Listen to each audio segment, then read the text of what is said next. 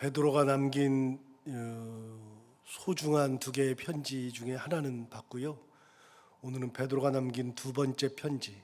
근데 이 편지는 어디서 썼는가 추정할 때 로마에서 썼다고 추정하고 있습니다. 자, 로마 하면 무슨 생각나죠? 베드로가 예수님을 만난 곳이죠. 로마에서 목회를 하다가 거기에서 이제 성도들을 돌보다가 항상 말씀드리지만 이제는 여러분의 이제 머릿속에 이제 조금 각인이 되었을 건데 각 지역마다 수장이 있다 그랬죠. 대표적으로 예루살렘 수장은 예수님 동생 야고보라 그랬습니다. 여러분 기억하시면 좋습니다. 그러니까 이제 사도행전 15장에서나 22장에서나 이제 이야기를 할 때 야고보가 등장합니다. 바울이 1차 선교여행 마치고 할례 문제를 가지고 문의를 했을 때 예루살렘에서 사도들이 모여서 첫 번째 회의를 했을 때 예루살렘 회의, 기독교 역사상 첫 번째 공동회의, 이게 성경에 나오는데 그 회의가 사도행전 15장에 나올 때 그때 베드로가 이야기합니다만 결정적으로는 야고보가 모든 상황을 정리합니다. 성경을 보면서 깜짝 놀라는 것은 뒤집어 봤거든요. 야고보가 먼저 얘기를 하고 베드로가 정리를 하는 게 맞는데, 그런데 놀랍게도 베드로가 먼저 얘기하고 야고보가 정리를 합니다. 그만큼 야고보는 예루살렘 교회에서는 절대적 영향을 미쳤던, 사도는 아니로되 예수님의 동생이었기 때문이었다고 생각이 드는데 아주 중요한 역할을 예루살렘에서 감당했었죠.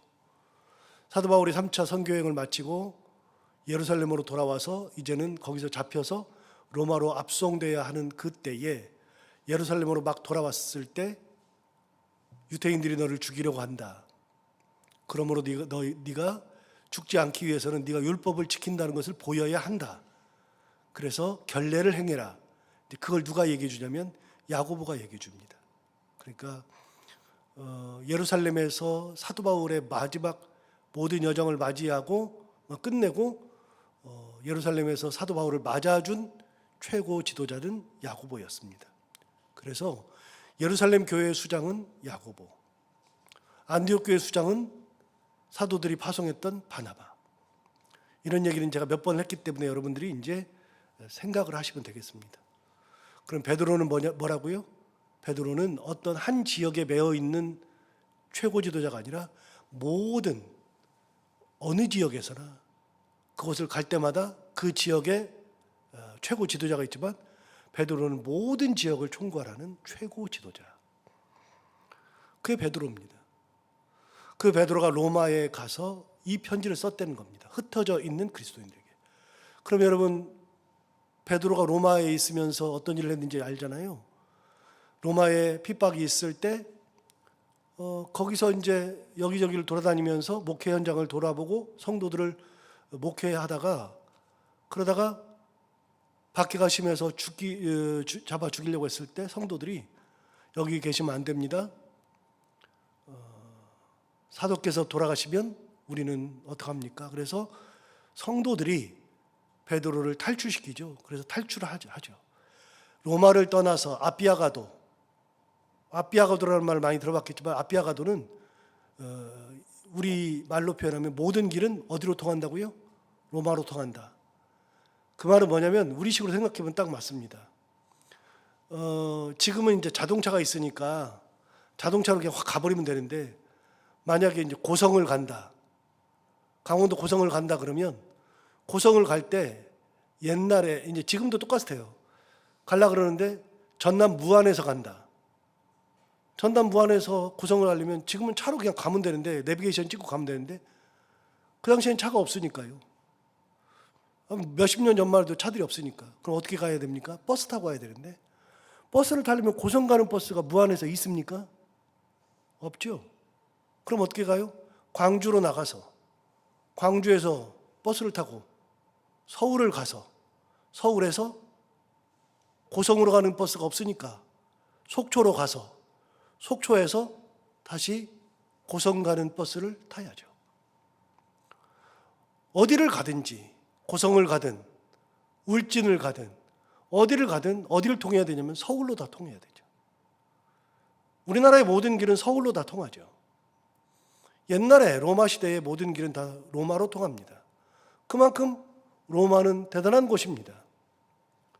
그래서 아비아가도라는 말이 나오면 아하, 모든 길은 로마로 통한다 할 때 그 북쪽 지방에서 로마로 들어가는 그 길, 유일한 길이 아비아가도입니다. 가도라고 하는 것은 길도자 쓰는 거니까요. 큰 길을 따라서 내려오는데 로마는 베드로 올라가는데 예수님이 오시는 거 멀리서 보니까 주님이세요. 막 뛰어가서 주님을 맞이해서 주님 어디로 가십니까? 그랬더니 우리 잘 아는 쿠오바데스 도미네 물어봤죠. 주님 어디로 가십니까? 나는 네가 버린 로마로 십자가를 다시 지러 가노라. 그래서 아비아가도 이제 제가 로마를 갔다 와서 지난번에 영상도 만들어서 올렸지만 아비아가도에 쿠오바데스 도미네 교회가 있고 그 교회의 한 중간에 우리 교회보다 조금 작은데 그 교회 한 중간에 이렇게 대리석이 이렇게 바닥에 딱 박혀 있습니다. 그 대리석이 박혀 있는데 대리석에 발자국이 로마로 향해서 딱 돼 있어요. 이렇게 로마로 가는 발자국이. 그 발자국이 예수님의 발자국이라고 전설로 계속 전해져 오고 있고 거기에 교회를 세웠죠. 그리고 본당에 딱 들어가 가지고 딱 보면 앞에 강대상이 있고 강대상 좌우편에 그림이 있는데 왼쪽 편에 사도 베드로가 로마에서 십자가에 달려서 죽는 장면이 딱 그림으로 그려져 있는데 그 십자가는 우리가 얘기하잖아요. 베드로가 십자가에 달려서 죽은 거는 거꾸로 달려 죽었다. 죽을 때 한마디 하라 그랬더니 내가 예수님이 십자가에 달려 돌아가시는데 어떻게 똑같이 죽을 수 있느냐. 나를 거꾸로 매달아라 그래서 머리를 밑으로 가게 해서 그래서 십자가를 거꾸로 지고 매달려 죽었죠. 그 그림이 그 쿠오바데스 도미네 교회 안에 앞에 딱 붙어 있습니다. 얼마나 은혜가 되는지 모릅니다. 여러분, 베드로의 마지막은 로마였습니다. 그러니까 이 편지 베드로 후서는요, 베드로가 우리에게 남겨준 신앙의 유산 2개의 편지 중에 2번째 편지인데 특별히 이 베드로 후서는요, 이거 쓰고 나서 얼마 있지 않아서 죽습니다. 이제 곧 있으면 나오는데요. 2장 마지막 쪽에 가서 보면은 나오는데 여러분, 베드로가 자기 스스로를 얘기합니다. 뭐라고 하냐면 나의 육신의 장막을 벗을 때가 되었다라고 이야기하는 장면이 나옵니다. 곧 있으면 나옵니다. 육신의 장막을 벗는다는 것은 내가 하나님 앞에 갈 때가 가까웠다고 얘기를 해요, 본인이. 그러니까 베드로가 죽기 전에 마지막으로 쓴 편지. 귀하고 귀한 편지죠. 참 귀한 편지. 그 편지를 마지막으로, 여러분, 마지막에 유언과 같은 편지인데 이 편지를 보면서 베드로가 무슨 말을 했는지 한번 살펴보면 1절을 보시면 1절에 예수 그리스도의 종이며 사도인 시몬 베드로, 자기 자신을 뭐라고 표현했냐면 예수 그리스도의 종, 사도라고 표현했습니다. 베드로가 자기 자신을 예수 그리스도의 종, 사도라고 정체성을 밝혔죠. 여러분, 이 얘기는 우리가 편지를 계속 살펴봤지만 사도 바울의 편지에서도 항상 나오는 표현 중에 하나입니다. 색다를 것이 없고 특별할 것이 없습니다. 그런데 여러분, 사도 바울이 예수 그리스도의 종이라 그랬을 때에도 참 사도 바울 같은 우리 이렇게 귀한 분이 예수 그리스도의 종이라 그랬네. 자, 여기서 잠깐, 여러분, 초대교회에서 그 질서에 의하면 여러분, 직분은 서열이 아니라 그랬잖아요. 우리 교회도 직분은 서열이 아니에요. 목사가 제일 높은 사람이고 이렇게 얘기하는 것은 잘못된 거예요. 교회는 서열이 아니라 질서라 그랬잖아요. 하나님께서 질서를 세우셨으니까 질서에 의해서 목사가 세워지고 장로가 세워지고 직분자들이 세워지고 그 다음에 부서의 장이 세워지고, 여러분, 부서장이 높은 사람이 아니에요. 부서의 장은 질서에 의해서 그 자리에 가 있는 거죠. 자, 그럼에도 불구하고 사람들이 생각할 때 사도 바울이 스스로를 자기가 종이요 사도라 그러면 사람들이 느낄 때 진짜 사도 바울이 저런 분이 종이라 그러네, 그럴 수 있거든요. 그런데 제가 고린도 후서를 하면서 사도 바울 얘기를 할 때 당대의 사람들이 사도 바울을 놓고서 사도 바울 자기가 사도라 그러니까 사람들 중에서는 많은 사람들이 네가 무슨 사도야? 네가 언제 사도로 부르심을 받았어? 사도는 12명이야. 예수님께 직접 부르심을 받은 12명이 있는데 네가 무슨 사도야? 지금 우리 시대에는 저도 입에 붙었어요. 바울이 사도라는 말이 입에 붙었어요. 그래서 그냥 사도 바울 그래요. 지금은 사도 바울을 그렇게 얘기하지만 당대 사람들은요, 바울을 사도라고 인정하지 않는 사람들이 굉장히 많았습니다. 그러니까 사도 바울 편지를 보고서 웃는 사람들이 많았습니다. 네가 뭔데 편지를 보내? 그런 사람들이 많았습니다. 두 번째, 지금은 우리는 베드로보다도 사도 바울이 훨씬 더 위대한 사람으로 우리는 느껴집니다. 그런데 당대의 사람들은요, 사도 바울은 저 밑입니다. 베드로는요, 예수님의 수제자 중에 수제자요, 모든 흩어져 있는 그리스도인들의 최고 지도자입니다. 베드로가 그런 사람이라는 것을 부인할 수 있는 사람들은 아무도 없습니다. 진짜 베드로는 대단한 사람입니다. 그런데 그 베드로가 뭐라 그러냐면 내가 예수 그리스도의 종이다 그랬습니다. 사도 바울도 이런 표현을 많이 했으니까, 그러니까 사도 바울도 했으니까 베드로도 했네, 그러면 쉬운데요, 베드로 스스로가 모든 그리스도인들이 최고라고 느끼는 사람, 저분 옆에는 가지도 못할 분이 스스로를 종이라고 얘기한 겁니다. 그러니까 이 감각은 남다른 겁니다. 거기다가 죽기 직전에 쓴 거니까요. 저분이 스스로를 종이라 그러네. 여러분, 사도 베드로가 스스로를 예수 그리스도의 종이라 그랬습니다. 중요한데 베드로는 주님의 종이라고 얘기했습니다. 하나님의 종이요, 예수 그리스도의 종입니다. 그러면 베드로는 누구에게 말씀을 듣느냐? 종은 주인에게 말씀을 들어야 되죠. 종은 주인의 명령을 따라야 하죠. 주인이 됐다 그럼 안 하는 거고요, 가라 그럼 가는 거고요. 종이 자기 선택권, 자기 결정권이 없어요. 그런데 베드로가 얘기하는 거잖아요. 나는 종이다. 그 말은 나는 내가 결정해서 움직이는 것이 아니라 하나님의 말씀을 가지고 하나님의 말씀에 순종해서 살아가는 존재. 아무리 사람들이 존중하고 최고라고 이야기를 해도 그래도 베드로는 종입니다. 그리고 사도입니다. 내가 뭔가를 하는 게 아니라 예수 그리스도의 말씀을 받아서 예수 그리스도의 은혜로 이걸 감당하는 사람이라는 것을 이야기해 주고 있어요.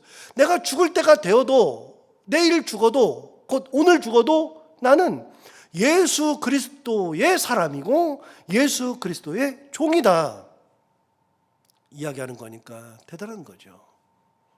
그렇게 규정한 거예요, 모든 그리스도인들에게. 자, 그럼 오늘을 사는 우리에게 똑같은 얘기를 하잖아요. 사도 베드로가 얘기해요. 나는 예수 그리스도의 종이요 사도다. 우리는요. 우리는 당연한 거죠. 우리도 다 예수 그리스도의 사람인 거예요. 잊으면 안 돼요, 잊으면. 자, 두 번째. 다시 1절 읽어보시면 예수 그리스도의 종이며 사도인 시몬 베드로는, 편지를 쓰는 시몬 베드로, 내가 이렇게 쓴다 그러면서 뭐라 그러냐면 우리 하나님과 구주 예수 그리스도의 의를 힘입어. 자, 사도 베드로가 힘이 입는 게 뭐냐? 우리 하나님과 구주 예수 그리스도 그분의 의를 힘입어요. 사도 베드로가 자기의 어떤 공로나 자기의 영적인 권위나 자기가 사람들에게 받는 칭찬이나 가지고 있는 것들을 힘입어서 내가 사도니까 명령한다가 아니고요. 내가 예수 그리스도의 종이니까 그 힘으로 내가 너희들에게 이렇게 말한다가 아니고요. 사도 베드로는 하나님과 우리 주 예수 그리스도의 의를 힘입어요. 그러니까 베드로가 살아가는 힘의 근거는요, 하나님, 예수 그리스도. 베드로가 말하는 말의 근거는요, 하나님과 예수 그리스도. 베드로가 행동하는 행동의 근거는요, 하나님과 예수 그리스도. 그러니까 내가 뭔가를 하는 게 아니라 베드로는 그 위대한 사도가 모든 말과 행동과 판단과 그 모든 것의 근거는 내가 하는 것이 아니라 하나님과 예수 그리스도의 의를 힘입어서 하는 거다. 그런 거다. 그래서 그리스도인들은요, 내 힘으로 사는 존재들이 아니에요.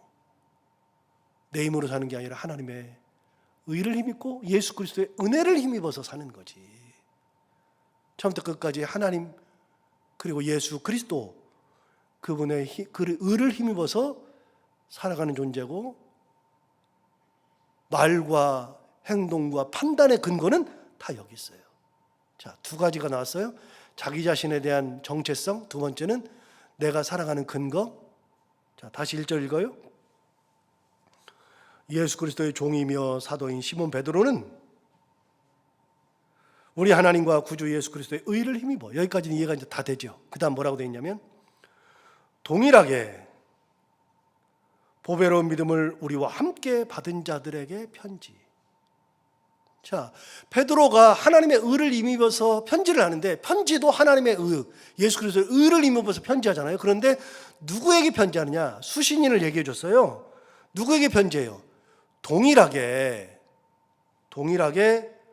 보배로운 믿음을 우리와 함께 받은 자들. 자, 흩어져 있는 모든 그리스도인들이 어떤 존재냐면, 너나 나나, 내가 편지하는 나는 그리스도의 종이야, 예수 그리스도의 사도야, 내가 이런 사람이야, 뭐 대단한 것 같지? 그러나 내가 하나님의 의를 위해서 힘입어서 편지하는데, 네가 누구냐? 나도 믿음을 가졌는데 너도 믿음을 가졌어. 다른 믿음이 아니라 동일한 믿음, 똑같은 믿음. 그 믿음을 우리와 함께 받았어. 나도 받았고 너도 받았어. 내가 받은 믿음과 네가 받은 믿음이 다른 게 아니라 내가 받은 믿음과 네가 받은 믿음이 같아. 뭔가 달라야 될 것 같잖아요. 믿음의 근거이신 하나님의 임재. 내가 하나님을 경험한다. 사람들은 하나님을 경험해서 그 하나님의 은혜 가운데 살아가는데, 그렇게 살아갈 때 하나님이 내게 임재하세요. 여기 계시는 분들 모두에게 하나님의 임재가 있어요. 심지어는 우리 자녀들에게도 하나님의 임재가 있어요. 우리 자녀들이 진짜 신앙생활을 열심히 하건 열심히 안 하건 만나서 얘기를 해보면요, 그 안에 하나님이 계셔요. 예수 그리스도가 계셔요. 그러니까 우리의 성에는 안 차요. 저기 신앙생활 저게 제대로 못하지, 저게 뭐야. 그러지만 얘기를 해보면요, 그 안에 주님이 살아 계셔요. 그럼 주님께서 그 안에 거주하신다는 거예요. 근데 그게 믿음이 확고하지 않으니까, 그러니까 조금 흔들리기도 하고 뭐 시원찮기도 하고 그러지만 그 안에 뭐가 있어요? 주님이 계셔요.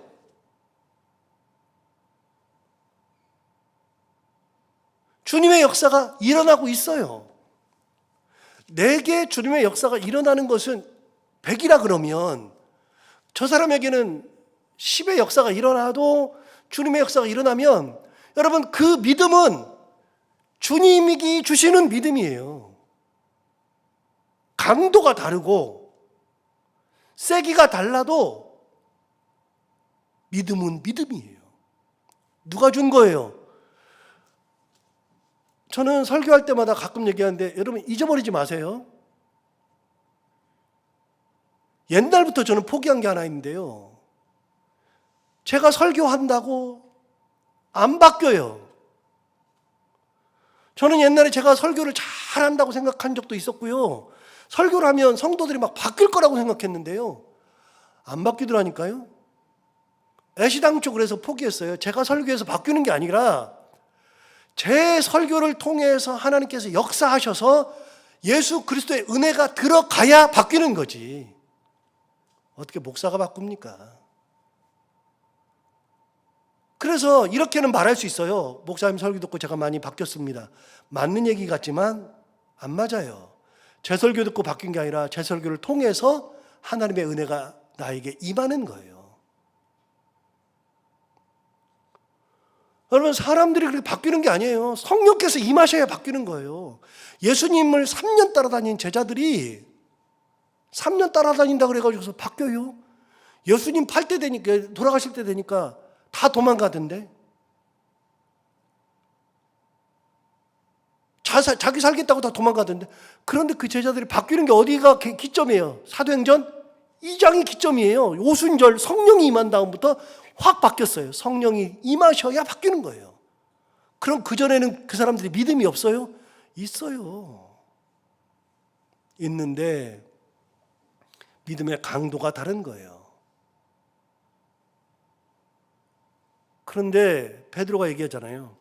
내가 받은 믿음과 동일한 믿음을 받은 너희들,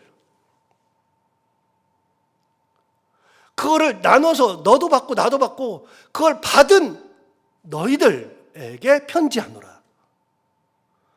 여러분 사도 베드로가 받은 예수 그리스도 그 믿음, 성령, 사도 바울이 받은 성령, 성경에 나오는 많은 사람들이 받은 성령과 오늘날 우리가 받는 성령은 같은 거예요. 동일한 거. 그래서 모든 사람들은 다 똑같은 성령을 받는 거예요. 그런데 사도들에게서는 이게 충격이었다니까요. 이거는 시간이 갔으니까 더 찾아보지는 않고요. 제가 올해 들어서 1월달과 2월달에 우리에게 주신 교회라는 시리즈로 오후 찬양 예배를 할 때 말씀을 전한 게 있잖아요. 우리에게 주신 교회가 어떤 곳이냐. 교회 시리즈를 제가 1, 2월달에 했는데 1월달에 했던 것 중에 요 얘기가 들어있어요. 동일한 얘기. 뭔 얘기예요? 여러분 사도 베드로가 진짜 깜짝 놀란 것 중에 하나는요, 고넬료 사건이에요. 고넬료한테 갔는데 고넬료가 사도행전 11장에서 고넬료에게 가서 말씀을 전했더니 성령이 막 임해요. 성령이 임하는 걸 봤어요. 그런데 12장에 가니까 사도들이 예루살렘에서 베드로 오기만을 기다려요. 베드로 오기만을 기다려가지고 베드로가 오니까 뭐라 그래요? 야, 너는 이방인의 집에 가서 먹어? 너는 이방인의 집에 가가지고서 그렇게 같이 그 사람들과 교제를 해? 그러면서 이게 율법에 어긋나잖아. 그런데 베드로가 뭐라 그러냐면 11장에서 이미 고넬료한테 내가 유대인으로서 이방인과 함께 교제하는 것은 허락되지 않은 거다. 그러나 성령이 내게 이리 보내셨기 때문에 내가 여기 와서 너희에게 말씀을 전한다. 얘기를 한 적이 있거든요. 그런데 12장에서 사도들이 예루살렘에서 얘기하잖아요. 네가 이방인의 집에 들어가? 이방인하고 같이 먹어? 이방인하고 교제를 해? 그렇게 얘기를 했어요. 그때 사도 베드로가 뭐라 그래요? 내가 보니까 우리가 받은 성령을 그들에게도 주시더라. 사도 베드로도요 깜짝 놀랐어요. 고넬료에게 주신 성령을 보면서. 사도행전 2장에서 성령을 받았을 때 야, 기가 막혀다. 이걸 우리가 받았어. 그러면 성령을 받으면서 성령에 취해서 성령의 은혜로 막 이 사역을 감당하면서 여기까지 나왔는데 가만히 보니까 고넬료도 똑같은 성령을 받는 거예요. 베드로가 깜짝 놀랐어요. 그래서 뭐라 그래요? 사도들한테 사도회의를 자기들끼리 할 때, 사도회의 할 때 뭐라 그래요? 우리가 받은 동일한 성령을 하나님께서 그들에게도 주시더라. 이게 초대교회에서는 충격이었어요. 충격. 아니, 사도들만 받는 거지. 그런데 베드로가 처음으로 목격했잖아요. 우리에게 받는 동일한 성령을 그들도 주시더라. 그들도 받더라. 그 얘기가 뒤에 또 나와요. 뒤에 사도행전 15장 아까 예루살렘에서 회의할 때 그때도 할례를 받아야 되니 말아야 되니 그럴 때 사도 베드로가 벌떡 일어나가지고 똑같은 얘기를 했어요. 할례를 받지 않은 그 이방인들에게도 우리가 받은 성령을 동일하게 주시더라. 사도행전을 읽어보면 너무너무 재밌어요. 그때 사람들이 어떻게 생각이 변화되는가가 느껴지거든요. 우리가 받은 성령을 그들도 받더라. 똑같은 얘기를 또 해요. 초대교회는요, 이게 충격이었어요. 충격. 그런데 그 베드로가 똑같은 얘기 하잖아요. 다른 사람이 하는 얘기가 아니라 베드로가 그 얘기를 또 한다고요. 자, 1절 다시 봐요. 사도행전 12장, 11장, 그 다음에 사도행전 15장에서 얘기했던 그 베드로의 이야기가 똑같이 나옵니다. 자, 1절 다시 봐요. 예수 그리스도의 종이며 사도인 시몬 베드로는 우리 하나님과 구주 예수 그리스도의 의를 힘입어, 그 다음 뭐라고 되어 있냐면 동일하게 보배로운 믿음을 우리와 함께 받은 자들에게 편지한다. 너랑 나랑은, 너희들 편지 받는데 너희랑 나랑은 똑같은 성령 받았어. 같은 성령이야. 동일한 성령이야. 그 믿음을 같이 우리도 나눠 가진 거야. 그래서요, 여러분, 성령이 우리에게 임하니까 우리는 형제가 되는 거예요. 자매가 되는 거고, 동일한 것을 가진 공동체가 되는 거죠. 그들에게 편지하는 거예요. 그러니까 사도 바울이, 베드로가 가르치려고 하는 게 아니에요. 지금 이게 가르침이 아니라 권면이에요. 내가 이제 나이가 다 돼서 죽을 때가 되니 내가 신앙생활 해본 예수 그리스도의 은혜를 먼저 맛본 자로서 내가 너희에게 이렇게 신앙생활 했으면 좋겠다라고 권면하겠다, 그 얘기예요. 대단하죠. 베드로가요, 저는 무식한 줄만 알았거든요. 그런데 사도행전을 읽으면서 11장, 그 다음에 사도행전 15장, 베드로의 이야기를 들으면서 베드로가 완벽하게 바뀌었구나. 편견이 없어졌구나. 편견도 없어지고요. 베드로 전서를 읽어봐서 알지만 얼마나 유식해요. 이렇게 바뀌었구나. 그런 사람들에게 편지한다. 내가 너희를 가르치려고 하지 않는다. 자, 2절. 중요한 말이 또 나오죠. 하나님과 우리 주 예수를 알므로, 그 다음 뭐라고요? 두 단어 나오죠. 2절. 하나님과 우리 주 예수를 알므로, 그 다음에 은혜와 평강이 너희에게 더욱 많을지어다. 어제 똑같이 얘기했어요. 사도 바울 편지에서 항상 나오는 두 단어, 은혜와 평강. 베드로도 얘기하네요. 얼마나 중요할까요? 은혜와 평강 얘기는 다음에 또 기회가 되면 하기로 하고요. 그래서 그 사도 베드로가 동일한 믿음을 가진 형제들에게 편지하면서 너희들에게 있어야 될 것은, 가장 중요한 것은 은혜와 평강이다. 여러분, 우리 모두가 다 이 땅 살면서 은혜 가운데, 평강 가운데, 하나님 예수 그리스도께서 주시는 은혜와 평강 가운데 살아가는 우리 모두가 다 되기를 바랍니다. 기도하겠습니다. 하나님 아버지, 감사합니다. 오늘도 귀한 말씀 우리를 깨우쳐 주시고 인도해 주셔서 감사합니다. 귀한 말씀 주셨는데 이 말씀 기억하고 하나님의 말씀 가운데 살기를 더욱더 결단하고 소망합니다.